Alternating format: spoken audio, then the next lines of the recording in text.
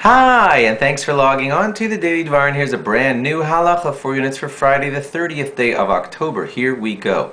Now, I don't know about across the entire globe, but I think in most of the United States and wherever else they're changing the clock, you need to know a few halachas that go along with changing the clock. Here on the east coast of the United States, and probably in a lot of places, they're changing the clock 1 hour back Saturday night.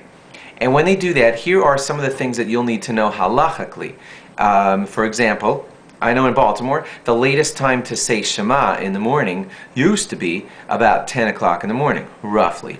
And when they change the clock back, that's going to come to 9 o'clock in the morning, approximately. That's going to affect you. If you're ever planning to sleep in, you'd have to set your alarm clock and make certain to say Shema before the last time of the morning to say Shema, which has now jumped an hour earlier. Our earliest time to say Mincha, of course, has also jumped approximately an hour earlier. Used to be around 1:20 in the afternoon in our area here. Now it's jumped to 12:20, and you now have the availability of davening Mincha earlier. But you got to watch for this one. Mincha is supposed to be said before the sun goes down.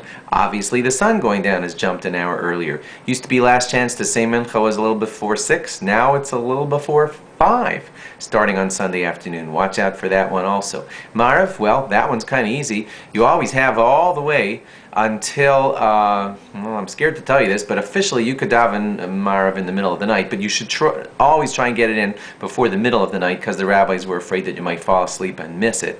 But these are some of the changes that will now affect you. Starting next Friday, Shabbos will start very, very early, and you'll have to prepare yourself and make certain to not leave anything to the last minute. That's a law, by the way. You're not allowed to set out on a trip that will, God forbid, have you getting very close to sundown.